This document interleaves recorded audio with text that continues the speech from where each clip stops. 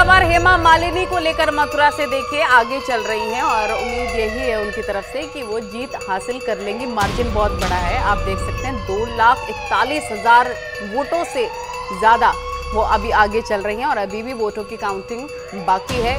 गृह मंत्री अमित शाह अपने क्षेत्र से काफी आगे चल रहे हैं और उन्होंने रिकॉर्ड तोड़ मतों से वो आगे चल रहे हैं। अभी भी जीतने का उनका ऐलान हो सकता है। एसपी सिंह बघेल को देखिए आगे चल रहे हैं, आगरा से एसपी सिंह बघेल आगे चल रखे हैं। ये बड़ी और अहम जानकारी है और आपको हम हर एक सीट के बारे में बता रहे हैं, कौन आगे चल रहा है कौन पीछे चल रहा है। कई केंद्रीय मंत्री भी आगे चल रहे हैं, कई सीटों पर उलटफेर भी देखने को मिल रहा है। वीरेंद्र जी के पास चलते हैं। वीरेंद्र जी, ये जो तस्वीरें निकलकर सामने आ रखी है, हम अब लगातार दिखा रहे हैं, समाजवादी पार्टी लीड लेती हुई, इंडिया गठबंधन लीड लेती हुई नजर आ रही। 400 पार का जो नारा लगातार दिया गया चुनाव प्रचार प्रसार के दौरान भारतीय जनता पार्टी की तरफ से, बड़े नेताओं की तरफ से, वो क्या उल्टा पड़ता हुआ नजर आया, बैकफायर किया है?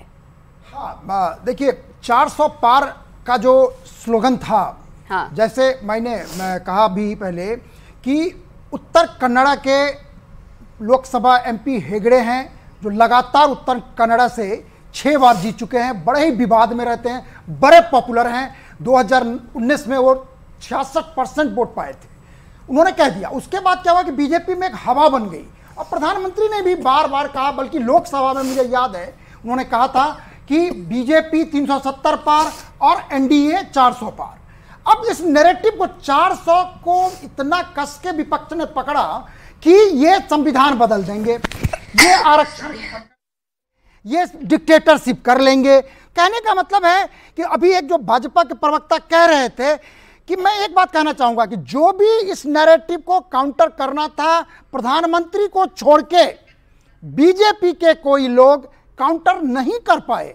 संविधान की बात है, किसने छेड़छाड़ किया देश में सबसे पहले? उसके बाद तो किसी ने किया भी नहीं। 42वां संशोधन में किसने जोड़ा संविधान के प्रियम्बल में? इमरजेंसी किसने लगाया? ये तो संविधान की बात हुई, कांग्रेस ने लगाया, सबको पता है। दूसरी बात, रिजर्वेशन, काका कालेलकर कमेटी की रिपोर्ट 1953 में आया और किसने उसको रिजेक्ट किया? पंडित जवाहरलाल नेहरू ने।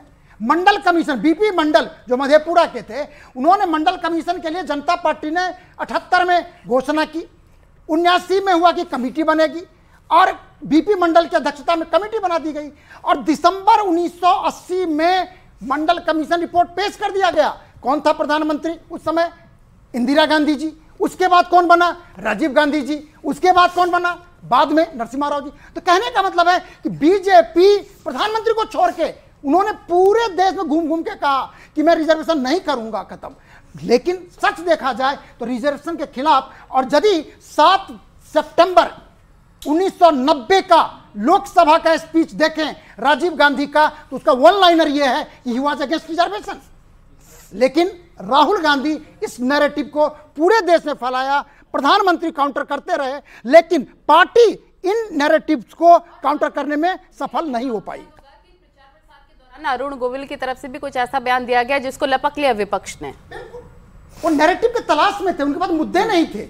इस बार का चुनाव में खास बात यह है कि क्लियर कट इस तरह का मैसेज नहीं था, मुद्दा नहीं था और विपक्ष को ये मुद्दे मिल गए। अब मुद्दे मिल गए तो उसके बाद वो पूरे देश में घूम घूम कर कहने लगे। और देखिए ना, हर जगह देखिए, जो मैं वोट परसेंटेज की बात कर रहा हूं, आप बंगाल का देखिए, बंगाल में 18 सीट मिला था, 40% वोट मिला था, 3% का फर्क था। ममता बनर्जी को मिला था 22 सीट, अब की बार हाल देखिए आप, 29 सीट मिल रहा है टीएमसी को। अंदाज लगा लीजिए आप कि क्या रिवर्सल हुआ है, जबकि बीजेपी कह रही थी कि हम 30 पार करेंगे। महाराष्ट्र में देखिए, जो मराठा प्राइड की बात हो रही थी, पहले तो हुआ कि नहीं शरद पवार टूट गए, शिवसेना टूट गई, परिणाम क्या हुआ?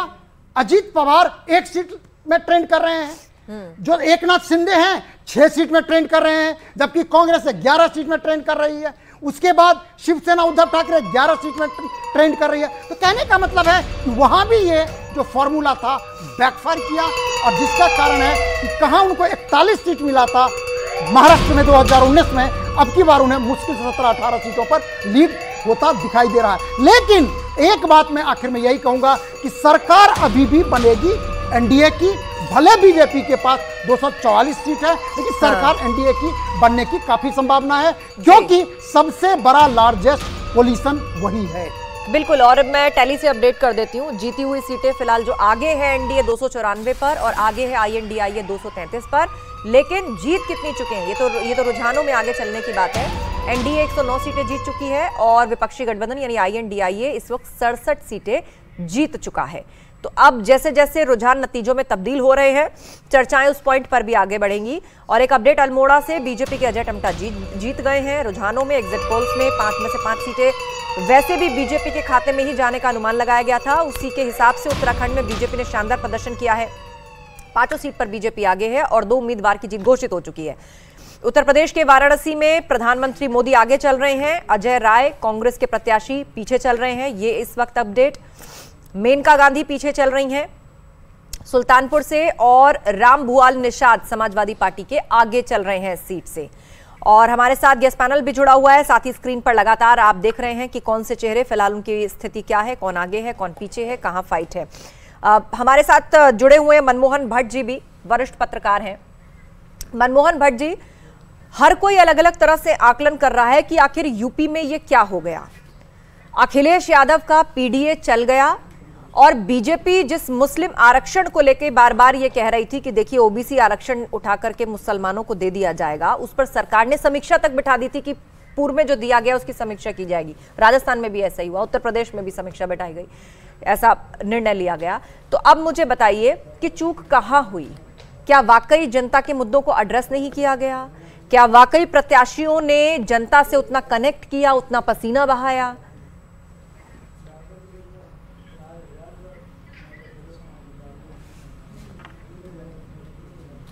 मनमोहन जी, आप तक आवाज पहुंच रही है मेरी? लगता है फिलहाल वो हमारे साथ नहीं जुड़े हुए हैं। प्रदीप जी जो कि भाजपा प्रवक्ता है हमारे बीच में, उन्हीं के पास ये सवाल ले चलते हैं। प्रदीप जी, अब मुझे बताइए कि जो प्रत्याशी आप लोगों ने मैदान में उतारे, क्या वाकई जनता तक वो आपके मुद्दे पहुंचाने में कामयाब रहे, जनता से कनेक्ट हो पाए, चुनावी मैदान में वो पसीना बहाते दिखे, या हर कोई मोदी के ही चेहरे पर वोट को लेकर आश्वस्त था? और इस बीच बीजेपी और एसपी में क्लोज फाइट, एक खास सीट की यहाँ पर बात हो रही है, संजीव बालियान आगे चल रहे हैं। मुजफ्फरनगर सीट का ये अपडेट है, संजीव बालियान आगे चल रहे हैं। पल पल हालांकि आंकड़ा यहाँ बदल रहा है, कभी आगे कभी पीछे, कांटे की टक्कर है क्योंकि मार्जिन बहुत कम है, लेकिन बिल्कुल लेटेस्ट अपडेट है कि संजीव बालियान यहाँ से आगे हो गए हैं।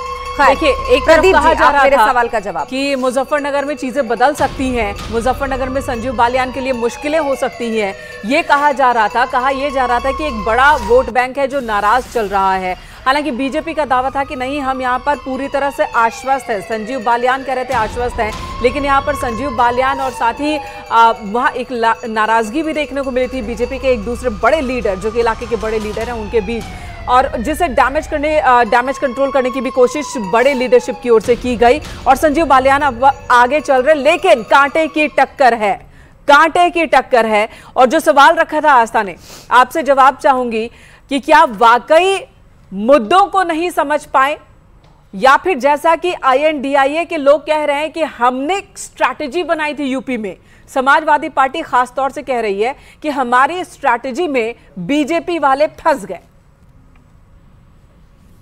मुझसे सवाल है जी, प्रदीप जी।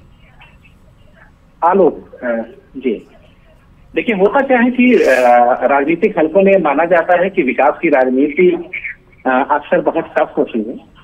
इत्तेफाक ये रहा कि उत्तर प्रदेश में इस बार विकास की राजनीति नहीं चली, विकास की सियासत नहीं चली, बंटवारे की राजनीति आगे बढ़ गई। पहले से ही समाजवादी पार्टी इस तरह की कोशिशें करती रही है, कोई भी इलेक्शन रहा हो, चाहे 2017 का रहा हो, 2019 का इलेक्शन रहा हो, अभी 2022 का इलेक्शन रहा हो। समाजवादी पार्टी का पहला तरीका ये रहा है कि समीकरण बनाया जाए, समीकरण के जरिए जीत हासिल की जाए। लेकिन इस बार थोड़ा सा गफलत देने में वो कामयाब रहे, शायद इसलिए भी रहे हों कि जब 400 पार हमने कहा तो विपक्ष ने कहा कि हम संविधान बदल देंगे। ये गफलत में डालने वाली बात थी, क्योंकि हम तो 10 साल से सरकार हमारी थी और 10 साल में हम बहुमत में थे, संविधान बदलने की कहीं कोई बात नहीं थी। लेकिन क्योंकि आरक्षण का मुद्दा पब्लिक ने मान ली, यूपी की पब्लिक ने, आप ये कह रहे हैं? नहीं, आरक्षण का मुद्दा इतना सेंसिटिव है यूपी में कि यूपी में शायद थोड़ा सा उतना बेहतर हम नहीं कर पाए जितना हमारी तैयारी थी, जितना हमें उम्मीद थी। तकरीबन सभी 80 सीटों पर हमने तैयारी की थी और हम ये मान के चल रहे थे कि 70-75 सीटें हम बड़े आराम से जीत जाएंगे। लेकिन वैसी सफलता हमको नहीं मिली। निश्चित रूप से बैठेंगे। वीरेंद्र जी भी यहाँ पर हैं और वो बता रहे हैं कि क्या क्या वजहें रही।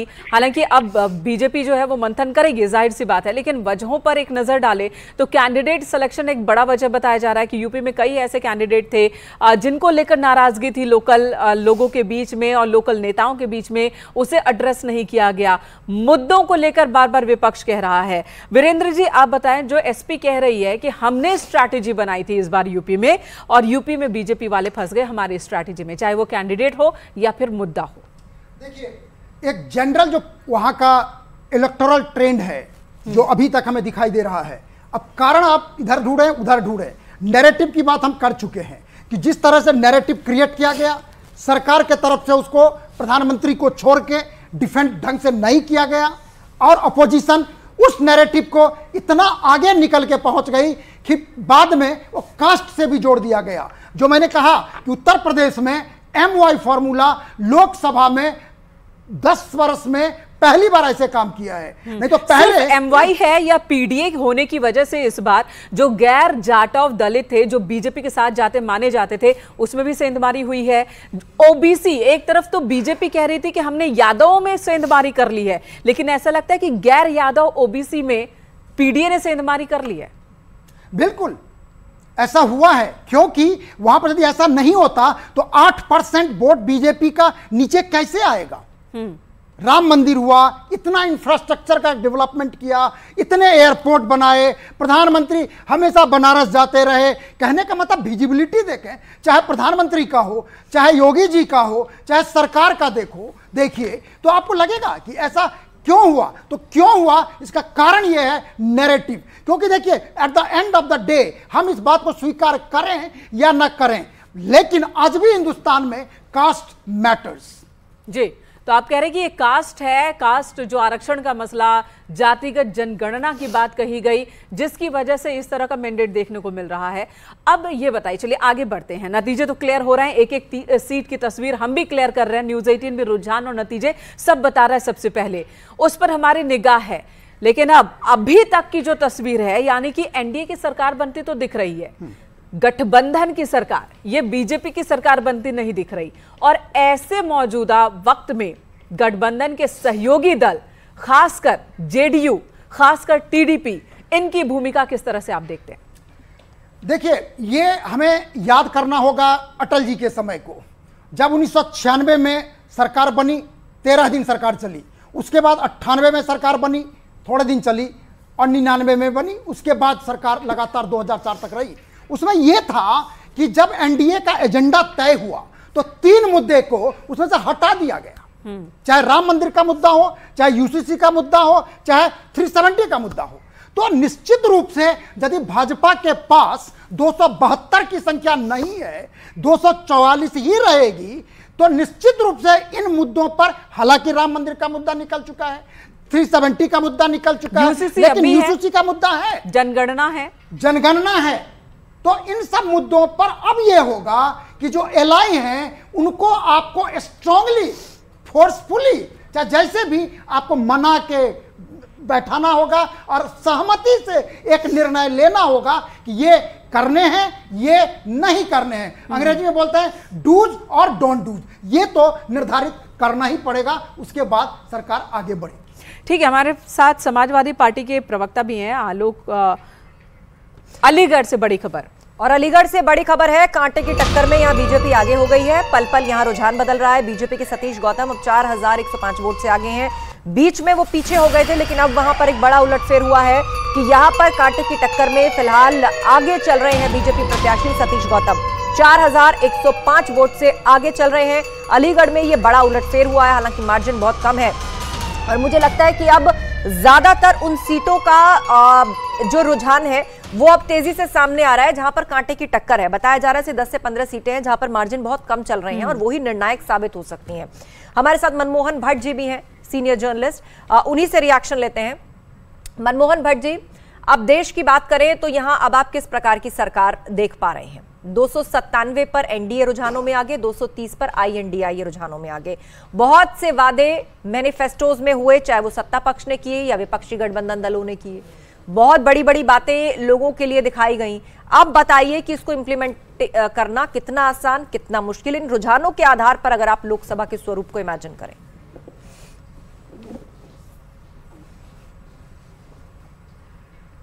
तो मनमोहन भट्ट जी फिलहाल डिस्कनेक्ट हो गए हैं। यही सवाल लिए चलते हैं, बीजेपी प्रवक्ता प्रदीप जी हमारे साथ जुड़े हुए हैं। प्रदीप जी, आपके भी मैनिफेस्टो में बहुत सारी बातें थी, जिसमें कि वन नेशन वन इलेक्शन की भी बात है, और भी बहुत सारी डेवलपमेंटल आपकी बड़ी योजनाएं हैं जो आपके उस मिशन और विजन में शामिल थी, जहां पर भारत को एक विकसित राष्ट्र बनाने की ओर लेकर के जाना है। अब उन सभी दलों की सहमति आवश्यक हो जाएगी। जिन दलों ने हमेशा से आरोप लगाया है कि सबकी सहमति लेकर आप साथ नहीं चलते हैं, पार्लियामेंट में क्या होना है, उससे पहले भी ऑल पार्टी मीटिंग में बहुत से लोगों को नहीं बुलाया जाता या उनकी सुनी नहीं जाती। देखिए, माननीय मोदी जी कई बार ये कह चुके हैं और हमारा एक साफ साफ मानना है कि ये देश सभी का है। हम अगर पक्ष में हैं तो ज्यादा जिम्मेदारी हमारी है, और जो पक्ष है, जो विपक्ष में है, उनकी भी जिम्मेदारी है। तो मुझे लगता है कि देश की तरक्की में जो भी जरूरी होगा, पक्ष विपक्ष साथ लेकर के काम करेगा। जो हमारे साथ हैं वो हमारे साथ रहेंगे, और जो विपक्ष है उनको भी हम सहमत करने की कोशिश करेंगे। देखिए, लक्ष्य मुझे लगता है कि हर हिंदुस्तानी, ठीक है, लेकिन ऐसा लग रहा है, ऐसी उम्मीद है कि अब प्रधानमंत्री नरेंद्र मोदी का एक बदला हुआ स्वरूप, एक गठबंधन वाली सरकार को लीड करते हुए मोदी देखने को मिले तो शायद उनका एक बदला हुआ स्वरूप दिखेगा, क्योंकि अभी तक चाहे गुजरात की बात हो या देश की बात हो, पूर्ण बहुमत के साथ उनकी सरकार रही है।